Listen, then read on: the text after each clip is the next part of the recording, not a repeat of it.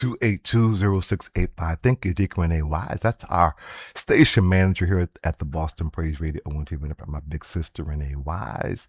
You're tuned into another segment of Healing Our Lands, live interactive broadcast exclusively here on the Boston Praise Radio TV Network. I'll be your host through till 6 p.m. We just did an interview 4 to 5 with Elder Ron Bell from Dunk the Boat, giving us some great information just about getting out to vote, knowing our rights, and the importance of participating in this very crucial election.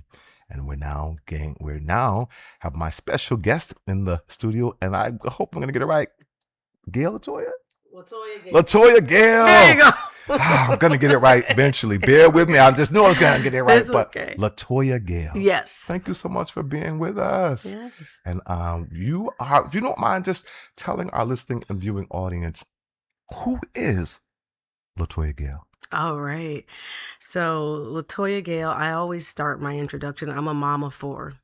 And I do that because for me, being a mom has taught me to be both kind and courageous. I have my oldest, I have 1 daughter and I have 3 sons. And for the past 2 decades, I've been involved in education advocacy because my oldest son's on the autism spectrum. And so I was driven to do that because I found whether we were seeking healthcare or we were seeking education, that systems just didn't quite work for us. But I knew that we were not the only ones. In my day job now, I'm the Senior Director of Advocacy and Family Partnerships at an early education nonprofit. And I get to work with educators, I get to work with families, and I also get to work with legislators. It's amazing. That is amazing. Yeah. So why are you running for this office? And for those who don't know, what office are you running for? Yeah, I'm running for state senate in the 1st Suffolk district, which is entirely in the city of Boston. It covers most of Dorchester, all of South Boston, Chinatown, most of the South End, a little bit of Back Bay, like Bay Village. We go up to like where the Central Library is, and a little bit of Mattapan is included in that district. And I'm running, I just said I get to work with legislators. I know what it looks like when that is a healthy relationship. I know what it looks like when there's open communication and that's going well. And I know what it looks like when that breaks down. And that is why I decided to run for state senate. The first thing I have to be to run for this office is somebody's constituent, and I'm not a happy constituent. Mm-hmm. And so I decided to throw my hat in the ring. It's something that I've been thinking about for several years, and friends and colleagues have been encouraging me and nudging me to do. And when I look at the world that we're living in right now, I said, if not now, when? Sure. So why are you not happy? So many reasons. That's it. Number one, and I told you I've been looking at this for a few years. Sure. Number one, the person I'm running against, when George Floyd was murdered, this is going back to 2020, and George Floyd is murdered.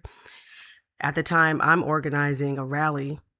We called it March Like a Mother. Okay. We were calling on the power of motherhood. We were uniting people, demanding, justice, demanding reform. And he voted against police reform. And you're like, okay. The state people, organizers, advocates voted to have a fair share. They called it the fair share tax in our state that taxed people who earned over $1 million, a surtax. He was working to try to create loopholes so people didn't have to pay that, couples wouldn't have to pay that fair share tax in the state. When advocates and law enforcement were all on the same page and said, we do have undocumented folks living in our community. They should be able to have a driver's license. That shouldn't be a crime that they're convicted of or get in trouble about. He voted against that. He voted against bodily autonomies for women. Elaborate on that. We say bodily autonomy. Yes. So when Governor Baker, when the Supreme Court overturned Roe v. Wade, and I know people have feelings about that, but when the Supreme Court overturned Roe v. Wade and Governor Baker vetoed what our legislature did here, he did not vote to overturn Governor Baker's veto on that. And and I know people get in their feelings about bodily autonomies for women, but it's about, like, I forgot the woman's name who was in Georgia, who they kept on life support after she, I think she had a stroke and she was pregnant, and they kept her on life support for months, and her family was like, why are we doing this? And it was because she was pregnant. The state said you can't take her off life support.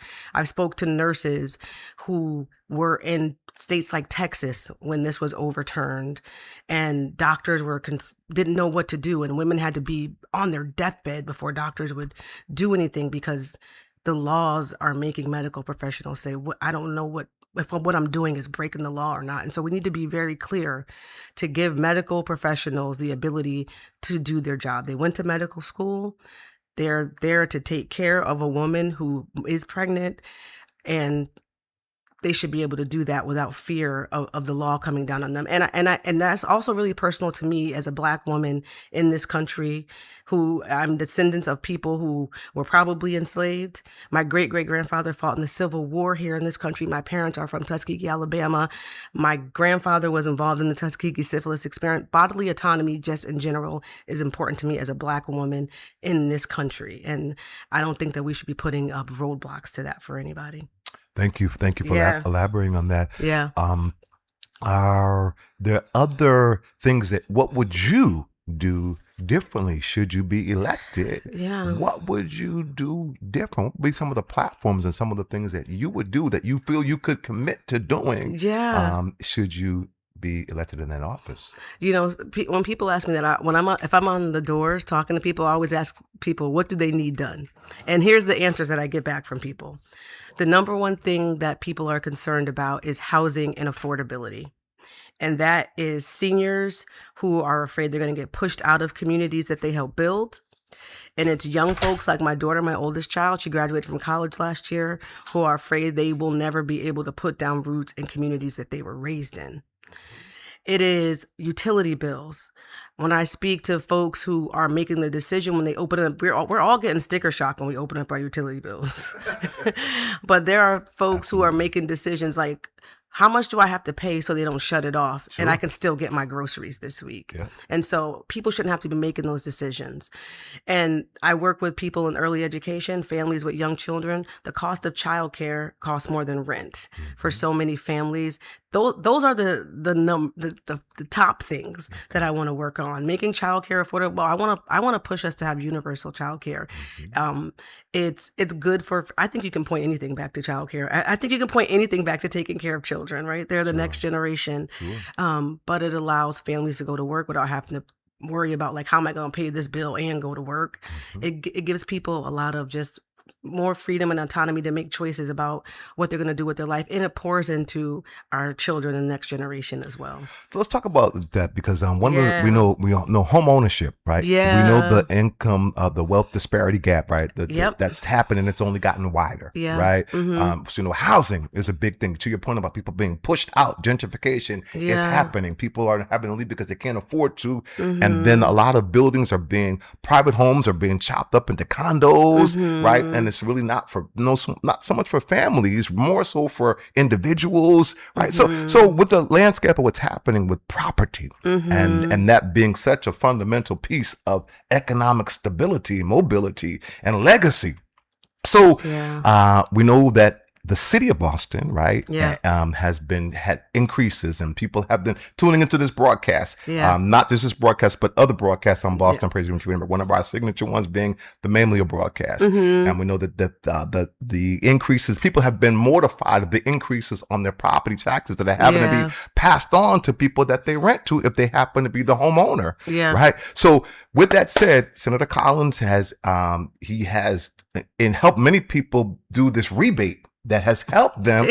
I'm just telling you, I'm curious to hear why you laugh and what you have to say about that, because all I know is that the people who've gotten that information and they were able to do the rebate and share it with other people, and their property taxes were reduced significantly. I will tell you that Senator Collins is not responsible for that. Okay. Senator Collins is actually responsible for blocking the tax shift proposal that everybody who is an elected official in the city of Boston supported, from the mayor through the city council, through the House of Representatives, and most of your state senators all supported. He was responsible for blocking a tax shift to lower your property taxes. And I'll just come out and say it's because he is supported by corporate landlords. And that's who he's protecting. And when he saw that people were upset about it, he'll say, I wrote the legislature, whatever, it's not passed. And that's another thing. The way that people talk about what happens in the state house. We need more transparency about that. So a lot of times people say, oh, the House passed this, the Senate passed that. It's not a law until both pass it and the governor signs it. And so when people hear that, the average person who's not paying attention, they think that something is a law, and it's not. It's just something that somebody put forward. And so he's actually stood in the way. And when now he sees that really made people angry, he's a spin master to try to say, oh, look at what I'm doing for you. Look what I'm doing for you, without acknowledging that he stood in the way of something that would help you, that the rest of your elected officials supported. Wow. With that said, what would you do, right? What would you do? Because where it is now, what would you do should you get in that seat to actually solidify that, to address this housing a cost, that taxes that are absorbent for people? Well, I would have supported that tax shift. I would have supported it. I wouldn't have stood up to stop it. I would have let the Senate, I would have talked with because they just did this for Watertown. There wasn't a problem when they did it for Watertown. There's a lot that's expected of Boston. Correct. And Boston has to say, well, we demand a lot back from our state legislature. Yeah, we demand a lot back. People will say the excuse, well, there's too many big businesses in Boston. There's too many this in Boston. Well, guess what? People live in Boston. Homeowners live in Boston. And they cannot shoulder the burden. And so why are we asking our residents to shoulder a burden that we're not asking other people to? And why aren't we making room in that? And because this seat is entirely within the city of Boston, there's only 2 Senate seats like that. It's the 1st Suffolk and it's the 2nd Suffolk, which is represented by Liz Miranda. They're entirely in the city of Boston. Your role in this seat is to rep Boston, to fight for Boston, to advocate for Boston. Point blank, period, flat. That's it. And that's what I would be doing. Okay. And that's what I would be doing. And go ahead. Go. And that's what I would be doing. When I'm on the doors knocking with people, I speak to people who have told me, oh my gosh, my taxes went up. Single seniors who are like, listen, I'm going to vote for you because I understand what he did, and my taxes went up, and I'm worried about how I'm going to pay these things. Everybody loves the equity that people have been able to build in their properties, in their homes. But the truth of the matter is, if you bought a triple decker for $50,000, most of us never dreamed that we would be owning a home that's valued at $1 million, right? That's a thing that we just were like, what? Sure. Right. But that is our reality now. And we can be asking, corporations to help bear that burden. They're making money off these big, huge buildings.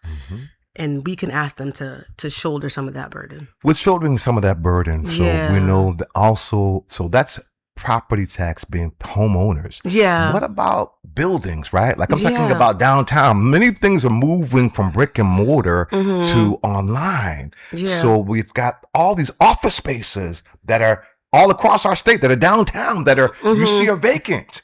Right. So, and that's also a mechanism of generating property tax, right? Right. Or income tax. Right. So how would you address that? Because I think, housing is a big deal, right? Could some of those places be restructured for mixed use? Or, I'm just curious. What are some of the plans? We could absolutely do that. But I think the role is to really, what I've learned on the campaign trail is, I'm not an expert in everything, right? And so what I'm doing is I'm talking to developers. Okay.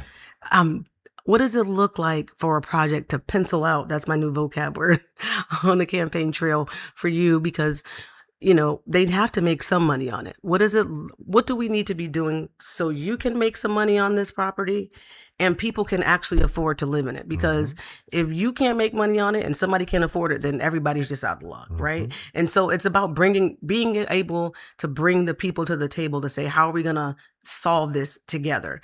A healthy housing market, and it looks like there's something for everybody in it. And that's affordable rental opportunities. It's affordable home ownership opportunities, which the state can help to fund, which the state can help to subsidize. And it's things for people who are experiencing homelessness, people who are coming home who are formerly incarcerated. It's for people who are experiencing addiction, who are trying to be in recovery. We need to have housing, a healthy housing market. It's like just like any other ecosystem. It has a spot for everyone. And right now, Boston's just a place that just feels very inaccessible to most everyday people.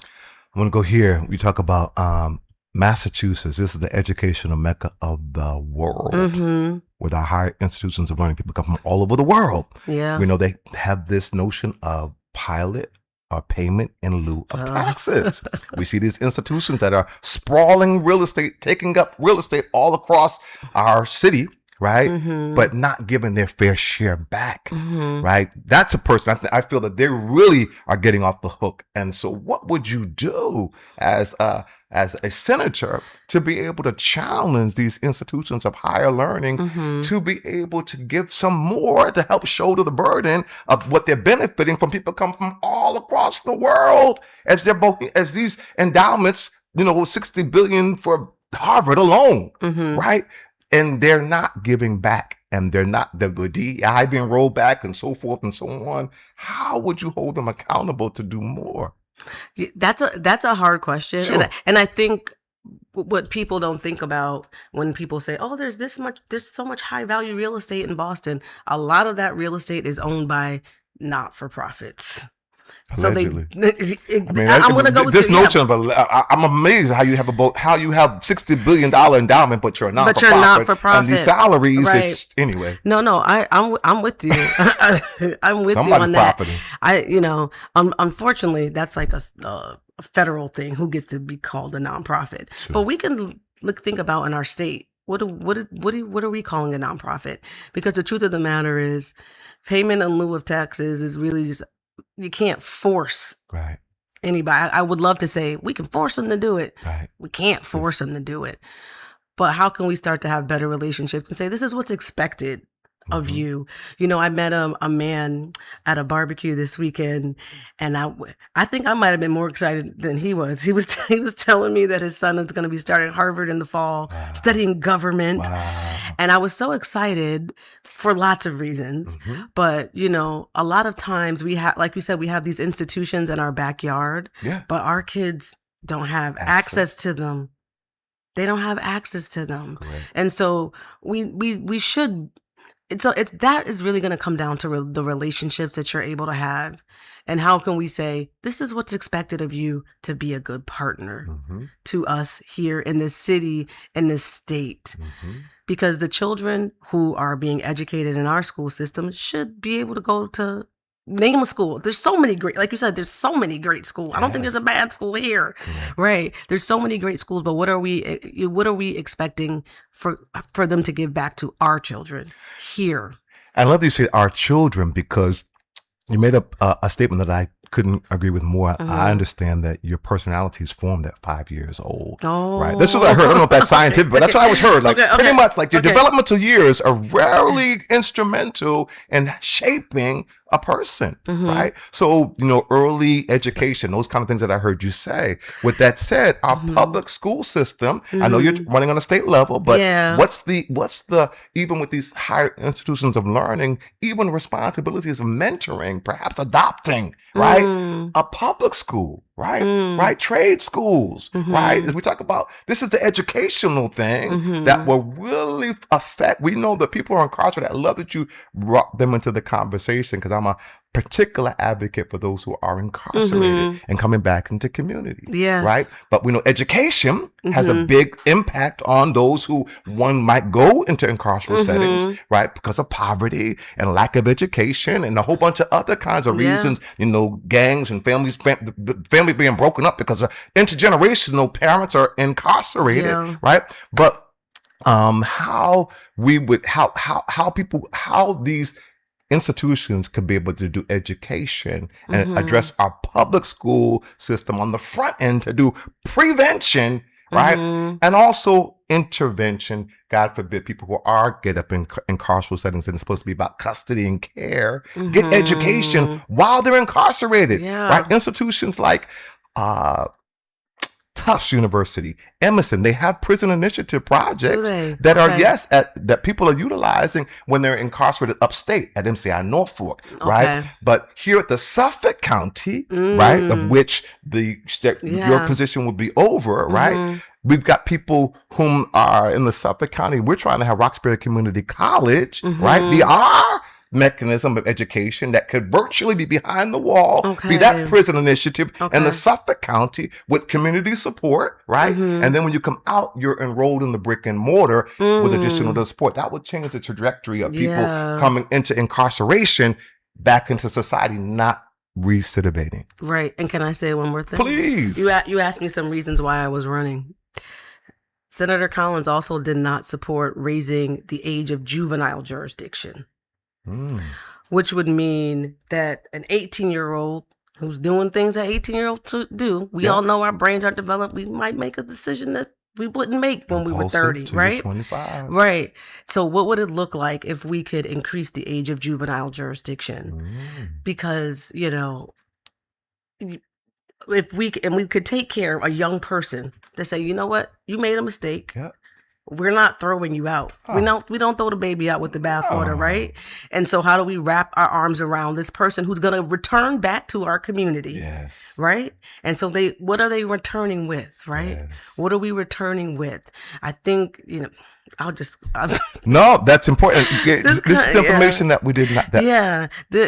This country is so punitive. Very punitive. Very punitive. Incarceration Slavery is still illegal. In any country in the world. Slavery is still legal. Read the 13th Amendment, right? Yes, ma'am. And we're on the receiving end of that. When I say Black people are on the receiving end of that. Amen.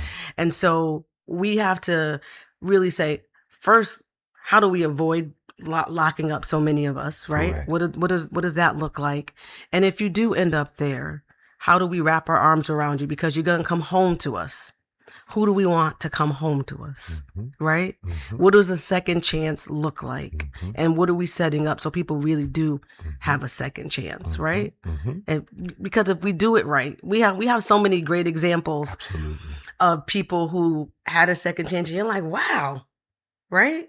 And we need to acknowledge that, and we need to do more. We need to do more of that because we're impacted as a community disproportionately by that system, by the carceral system. It's absolutely true. It's absolutely true. With that said, what is your position with regard to restoring the rights for people serving felony convictions to vote that was stripped from them in 2000? Senator Miranda has a piece of legislation that Senator Collins actually asked to file as an amendment, and he did.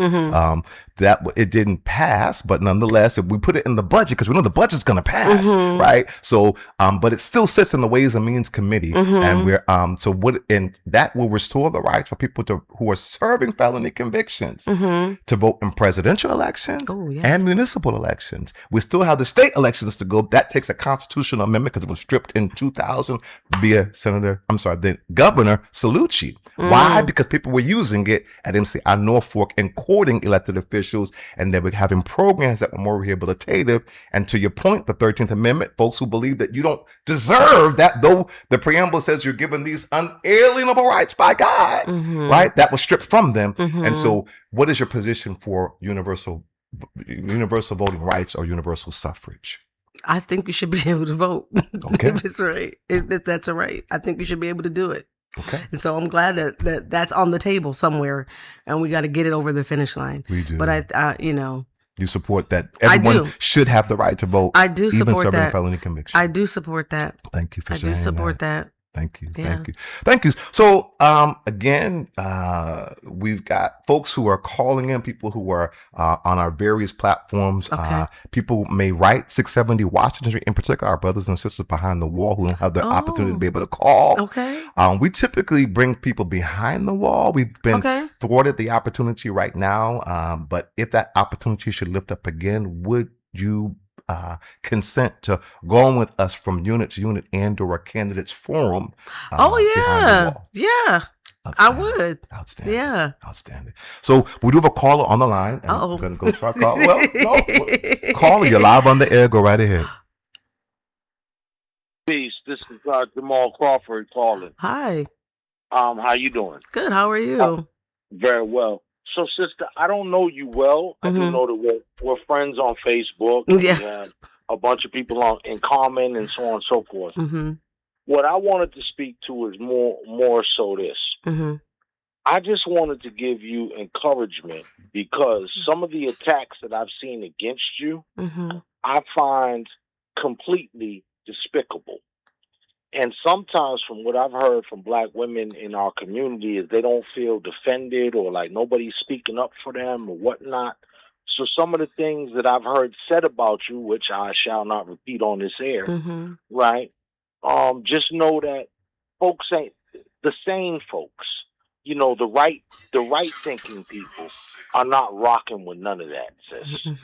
So whether people agree or disagree politically or whatever, you know, the thing, there have been, like I said, once again, there's been some certain things said where I feel like you are under an undeserved attack. Well, nobody would really deserve that attack, but you know what I mean? Unless you did some real crazy. Right. But you know what I'm saying? So I just want you to know that many of us are watching and it's not cool. So, you know, God bless you. Love to you. From everything I know, you've been a stand-up woman in your programming work with your children and all this type of thing. And you know, God bless you, sister. Thank you so much, Jamal. And thank you for all the work you do. Feeding the hood. I see you too. Give thanks. Yes. See, he got me tearing up. Jamal, I don't know if you can see, but you got our sister tearing up here. I'm looking for some Kleenex and I don't see none. I know, brother Alan, if you can hear me and you got some Kleenex, if you can help my sister out. I'm not just like a leader, Mike, but you moved our sister, brother Jamal. You caught Frank you caught Franklin on a dress down day because normally he has a handkerchief. See, you're right. Uh-oh. You ain't right, bro. I appreciate that so much, though. Thank you. Thank you, brother. For real. All right. God bless y'all. I'm gonna keep listening. Appreciate you, man. Peace. Yeah. And Sue, I want to echo that sentiment. Yeah. Only because, quite candidly, I'm just meeting you. Yeah. For the first time. Yeah. And I'm impressed. I must say. You. No, you're intelligent. You're authentic.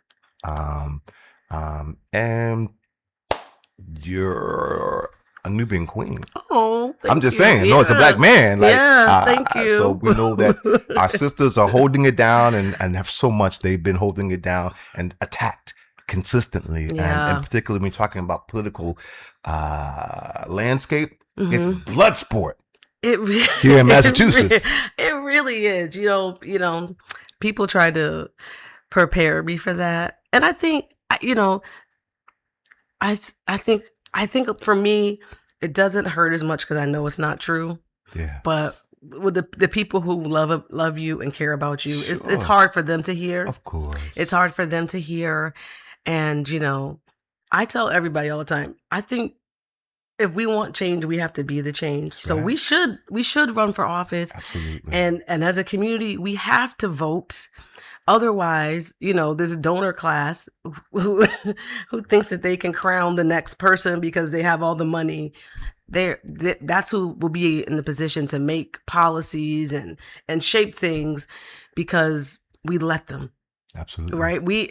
I had a lovely conversation. I love debate. I had a lovely conversation with a young man. I went to Boston Praise Ministries, had an event with young folks yesterday. Boston Praise? Yeah.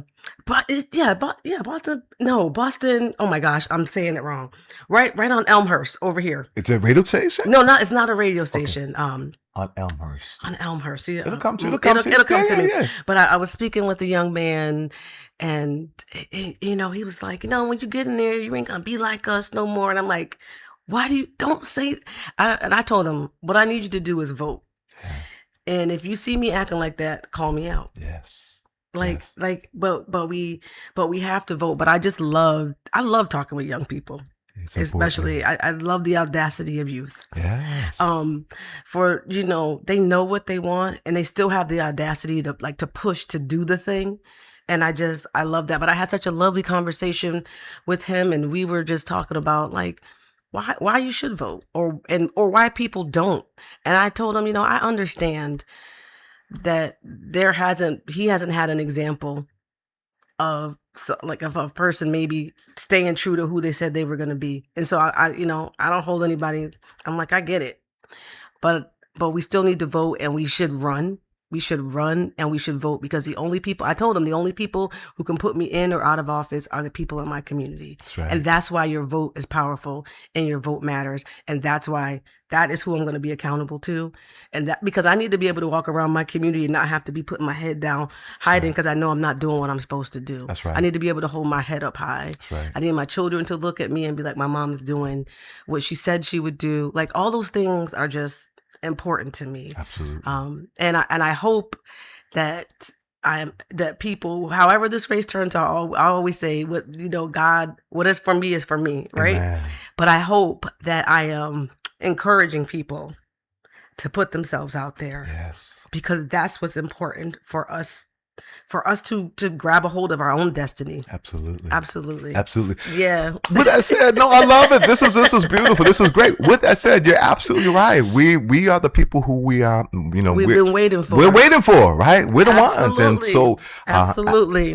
With that said, tell us. Y'all done got me. Y'all got me in this. Listen, it's okay. It's okay. I just feel bad because the spirit in it is here. It is here. People feel it, regardless who you are. It is. You cannot deny the presence of the Spirit that's in this place. Believer, unbeliever, the Lord is here. It's here. It's here. It is baked in this place. So, in any event, yeah. But so, are you?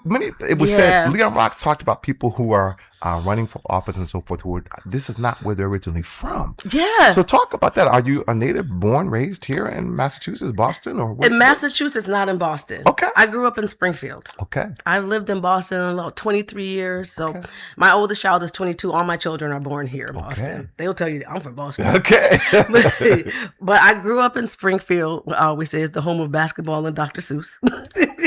Okay. You educated me now. I didn't know Dr. Seuss. Yeah, Dr. Seuss is from Springfield. Dr. Seuss is from Springfield.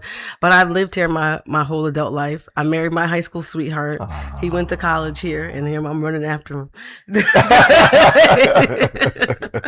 Beautiful. Yeah. But I all my adult life is here. Right. In Boston. This is where my friends are. My community is. I live right up the street. I do. I live right here in Dorchester. I love my neighborhood. I lived in the South End too, so I've lived in different parts of this district. I lived in the South End for 11 years before we moved to Dorchester. I love it here. So when you talk about community, and you've lived in different parts of community, right? So what's happening with, I call it Miracle Mile. People refer to it as Mass and Cass. Yeah. It is now, scattered, and it's been in pockets all across the place, but it's now more intentional because of the blocks that have happened for them really being able to congregate in this particular time. So what would you do to address our brothers and sisters who are struggling with mental illness, who are struggling with addiction and its intersectionality? Yeah, I want to say this. I grew up going to NA meetings with my older sister. I have 6 older sisters who are all double-digit years older than me. One of my older sisters who was 24 years older than me. I grew up going to NA meetings with her. That's where I learned the Serenity Prayer. It works if you work it. Anybody who's been in one knows what I'm talking about. And so I think it's always important for us to not lose the humanity of someone who is in the throes of addiction. Facts. Like, that's just it, I think because and again, like I said, I'm not an expert on everything, but what I've tried to do on this campaign trail is to bring my own lived experience, but also talk to people who do this work every day. Yeah. And when I talk to the people who do this work every day, yes. and when I talk to people who are in recovery, because I made sure I talk to the people who are in recovery, people who have been in recovery for a long time, and people who are recently in recovery, I know that you can't force someone into recovery who's not ready to go. I know that also our children don't deserve to, have to. I remember that with my older children, like living in the South End and having to sweep the park, make sure there's no needles or things like that on the park. So like all the things are true, that our children don't deserve to be exposed to this. And there's still humanity for people. And so what I believe a healthy response to that is number one, when I talk to a lot of people, because I'll just be out walking and I'll talk to folks who are here in recovery. A lot of them aren't from Boston. Facts. And so what would it look like if, as a state, we said the state has to shoulder this burden? We can't, just like when you concentrate on anything, poverty, treatment, whatever else, that all the stuff comes there. What would it look like to have a response that said, everybody in the state has to shoulder some of this, so we don't have to have all the treatment concentrated here in Boston. So those people I was talking to are from the South Shore. There's treatment in their communities for them. There's treatments in Western Mass for the folks who are from out there, and treatment looks different for people. People respond to different things. It can't just be you detox and you leave them out. But what does comprehensive treatment look like for people, depending on, where they are in life, whether that's, long-term rehab, is that something residential? Is that a 12-step program? Like I think we all want a silver bullet answer for so many things. And the truth of the matter is there's not a silver bullet answer. The answer is that we need to have a menu. Yes. And make sure that everybody has access to that menu, and that we're asking not just Boston to shoulder, we can't just be the buffet can't only live in Boston, right? It has to be everywhere. So people, wherever they are, can get those services that they need. That's beautiful. Thank you. And we know that they had Long Island, right? That was a place that was a campus, right? That gave humanity, had programming, but we understand the bridge, right? And with that gone, and now this, to your point about it's your fault or it's your responsibility, right? So we know cooperation with Quincy, because the bridge went over there. So, but we need some answers, right? Short term and long term. Right. We need both. Because even if people talk about rebuilding a bridge, that takes so long. It takes a long time. Yeah. And so, like you said, have you ever heard when somebody says, if the problem is that somebody's throwing babies into the river, do you run up the river and stop the person throwing the babies, or do you grab the babies out the river? And the answer is you have to do both. You have to make it up there to stop them from throwing them in. Right. But you can't let the baby drown. That's right. While you're doing that. It's not an either or. It's a both. It's a both. And. It's a both and. Yes. Yeah. I love that. It is really heart-wrenching to see. I do a lot of volunteer chaplain at the Nashua Street Jail, the Suffolk County Correction. And I will say, so the Nashua County Jail has a program called Project Evolved. It's a partnership with Boston Medical Center. Okay.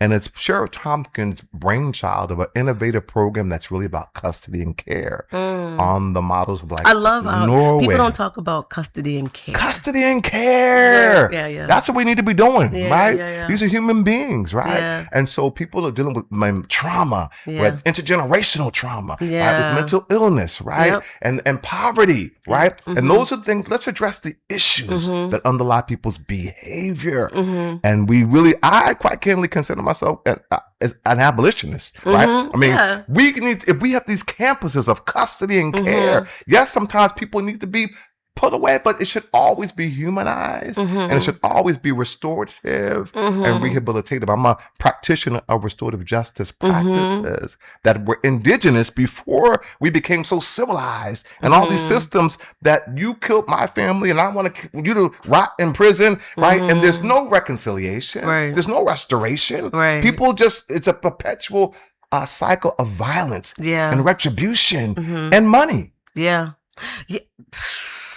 Let's talk about that. Talk about that, because that's what everybody's making money. The prisons, right? The judges, the lawyers, everyone's making money, but there is little to no reconciliation or restoration. Us reversing the cycle of perpetual retribution. Right. I the way I always talk about public safety is if people have their basic needs met, they're safer. Like I can't be safe if I'm like, I got everything I need in my house, but my neighbor is starving next door. Correct. That you are living in a very unsafe place now. Correct. Because your neighbor doesn't have their basic needs met. And we always talk about this, about different communities socioeconomically, right? We know we're over policed. That's a whole nother thing. But those things aren't happening. The crime happens there. I don't want to say crime doesn't happen. Correct. But the things that we think about a lot, nobody's worried about food or shelter or their lights being on or being able to go to school or being able to go to the doctor. If they're sick, if they're in pain, they can go to the doctor. Like all these things that so many people have to worry about. And the people who have to worry about those things often end up incarcerated. Absolutely. And that's the truth. And so we can't talk about just incarceration. I always tell people, you've actually never been hungry if you say I'm hungry and your biggest worry is, what am I going to eat? Correct. And you've just been like, I don't know if I don't want that. I don't want that. You're hungry when you know you have this desire, this thing that's natural that happens to us, and you have no idea how you're going to eat. Correct. That's hunger. And so many of us haven't experienced that. And I say, you can't judge somebody who has experienced that because what would you actually do? It's true. Yeah. Desperate people do desperate things. Yeah. And hopeless people are the most dangerous. Right? Yeah. So I'm curious, with workforce development, people coming back out of incarceration into community, because many people, that's why they got there in the first place. Yeah. Right? Was poverty. Right? And they felt like I know people, unfortunately, whose families indoctrinated them into the drug culture. Yeah. Right? Criminal enterprise. Right? And that was a way, they were thrust into that. From birth, right? Like gangs and or just affiliations, and this is what they knew, right? So for people to have an alternative to that, to make a living wage. Yeah. Instances like T. Michael Thomas and the People's Academy. I'm sure you know him. Yeah. I have his bracelet on. Yeah. Right. And that's something that you can make a living wage. It's not a silver bullet either, but it is a program, rehabilitative programs, right? I went to a vocational technical high school. I was not someone who excelled in academics. I wouldn't have graduated if it wasn't my best friend who was academic, right? But nonetheless, I thrive with doing things with my hands, culinary arts, associative ed, right? Yeah. And things that was service, because my dad was a pastor, so I understood doing stuff serving, right? And excellence is unto God, right? So I'm curious, for workforce development for people who are incarcerated, would you support one programs like T. Michael and the People's Academy that's doing this out of his home, right? Has land that I understand is in jeopardy right now. He's been trying to get funded for this for some time. This is something that's practical that can help people make a living wage, right? To expect people to work at McDonald's or Dunkin' Donuts or other kinds of places that you really want to make a living wage. You got to have 2 and 3 jobs, right? And to say just stop. They're entrepreneurs. If you're a drug dealer, you're an entrepreneur. What if you took those skills and did something else, right? Yes. Yes. Yeah. So I'm wondering, would you put resources into one funding programs with line items for like T. Michael and the People's Academy and creating a landscape, right? I would submit we need a whole ecosystem, right? I mean, like a complex, right? Like instead of building a brand new women's prison, because that's what they're contemplating doing, you don't support that. No. Thank you. But that's what our governor's getting ready to do. It has plans to build a women's prison as the rates are low of people who are incarcerated. So why can't we take those resources to get a campus that's rehabilitative, that's restorative, that gives all the things that one needs to be able to thrive, as opposed to incarcerating them and further traumatizing people who are already experiencing trauma and oppression. Yeah. No, I first of all, I'm going to gather all these people together, because the ecosystem of people coming back into community. Yeah, the ecosystem to say, like, okay, what do you feel like you need to make this work? And then let's figure out what that is. Excellent. But I'll be happy to support it. But let's come together and say, like, okay, what is it that we need so people, first of all, so people don't end up going from number one, and if no they entry. right, yeah, no entry, right, and if they do come home, or while they're there, how do we prep them to come home? Yeah. There's a lot. I know people who have been incarcerated. There's early release programs and pre-release programs where people are, let's get you some job skills. We're gonna let you can leave the campus. You can do those type of things. But how do we support people who get into those type of things so they can continue to do that and they don't have the recidivism? Because a lot of people, we talk about people being institutionalized, right? There's a lot. It's hard for people to get out of that too. So there's support looks like a lot of things. Like, you need to have the job, but you also need to have like the emotional and psychological support so you can just get used to living a different life. All of those things. So I'll tell you, Sheriff Tompkins, the only black sheriff out of 14 counties in the Commonwealth, the only county who was allowed myself and other volunteers over decades to be able to come into the institution consistently, right? And to be able to, one, educate people that you have the right to vote if you're not serving a felony conviction. Love that. Two, we're going to bring in the registration forms, the absentee ballot applications, because the infrastructure is not in place for you to exercise the right, even if you have the right.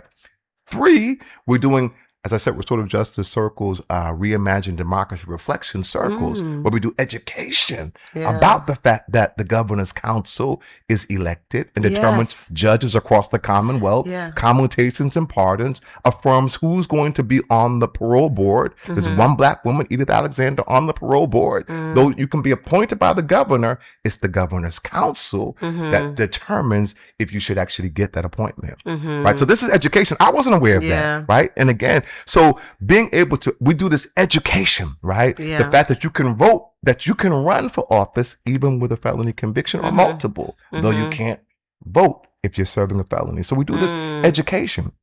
With that said, I'm wondering if that's something we need to replicate across the Commonwealth. So we're trying to build a robust model that's not just like it is in Suffolk County, because unfortunately, as much as I appreciate what's happening at the Suffolk County, there's also some challenges at the Suffolk County, right? Being people who are dealing with mental illness, people who could be out on bail and who under the custody and care. Most recently, a homicide was ruled, right? And so, so that should never happen, that you are that there's a homicide at the hands of correctional officers. And then when people point you out and say you did that, and whether it's correctional officers and or people who are returning citizens are calling you out and now experiencing retaliation, and they get to continue to come to work. And so Senator Miranda has created some legislation called the COAST that's oversight of correctional officers. I've heard about that. I've heard about it. Is that something you would support? Yeah.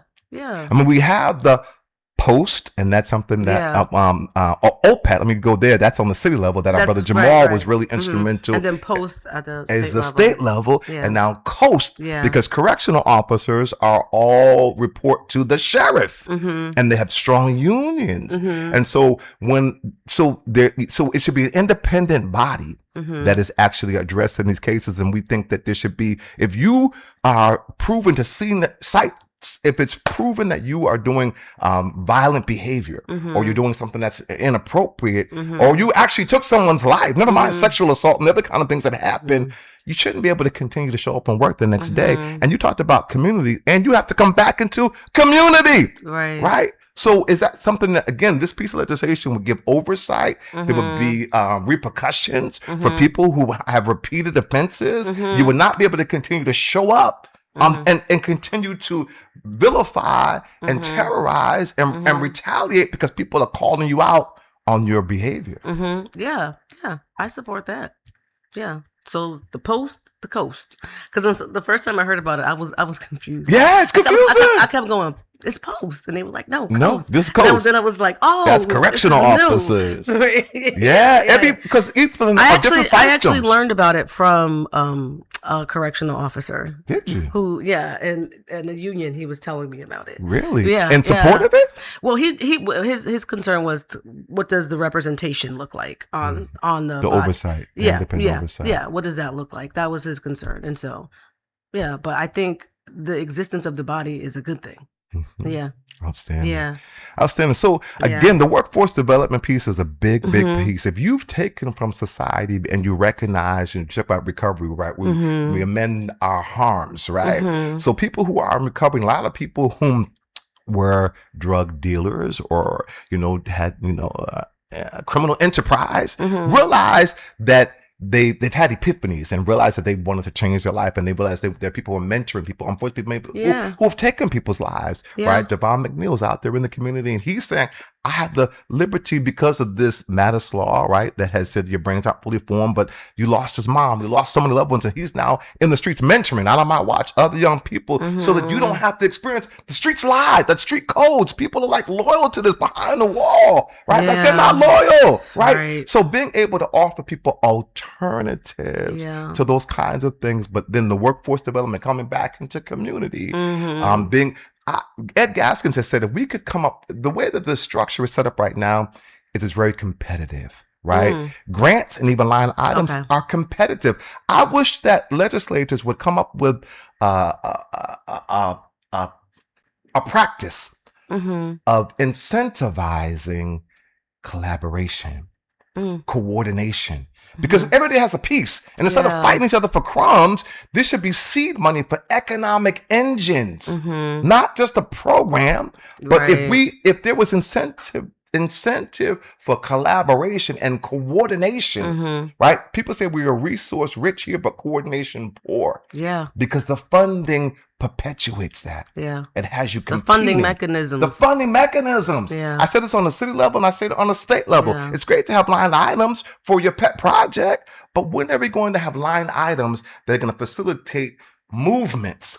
Right? Collaboration, coordination, intergenerational kinds of that's really good use of our taxpayer dollars. That is not just a program specific and competitive. That it's a coordinated response. Yes. I heard you say bringing folks together, right? Because the resources are here. It's not a matter of lack of resources. It's a lack of political will and organization and a construct that has really been set up that's capitalist as opposed to community. No, absolutely. Don't get me started about capital. I'm just saying, get started.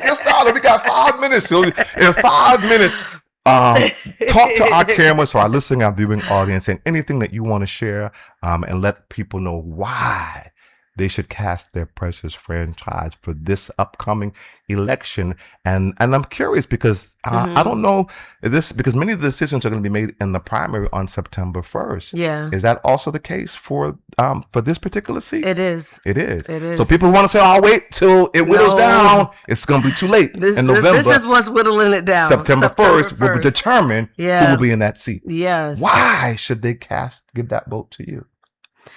Because I live here in community with you. I'm concerned about the same things that you're concerned about. I want to see our community thrive. I want to see our children thrive. I want to see my neighbors thrive. And that's what I'm going to be fighting for. Like point blank period. I'm going to be fighting for us. I've been calling this my team sport because, honestly, like Jamal called and this is hard. If I was doing this for me, I wouldn't do it.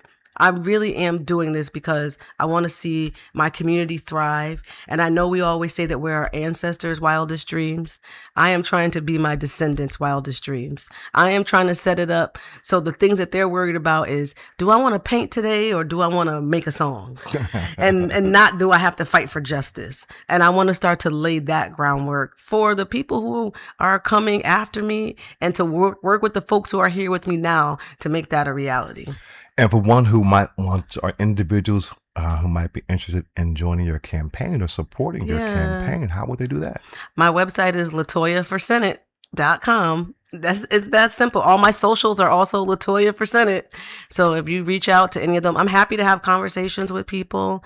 We're canvassing every weekend. You can join us this weekend for a canvass. You can join for a phone bank. You can make a donation, whatever's, you get in where you fit in. But I'll be happy to have the support and help on this campaign trail. We're 20 days till September 1st. Early voting starts August 22nd. You can do mail-in voting voting, and you can register until August 22nd as well. If you're not registered, you can register up until the 22nd. So vote, and I hope that you cast that vote for me. Thank you, Mrs. Yes. Gale. Thank you. You're welcome. And thank you, our listening and viewing audience. We will see you the next time here for Healing Our Lands broadcast Wednesdays and Fridays, 4 p.m. to 6 p.m. And I do want to underscore you calling your senator and have them vote favorably for Senate Bill 524 and call it to the floor for a vote from the Ways and Means Committee so that we can restore the rights for thousands of people who are serving felony conviction to participate in democracy here in the state of Massachusetts. Yes. God bless you. All right.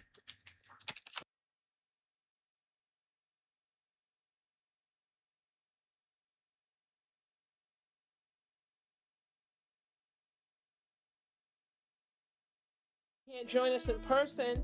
Tune in online at www.bostonpraiseradio.tv. Mark your calendars, Saturday, August 15th, 12 p.m. That's Saturday, August 15th, 12 p.m. And you can donate on Cash App at $BPRTV. We hope to see you there.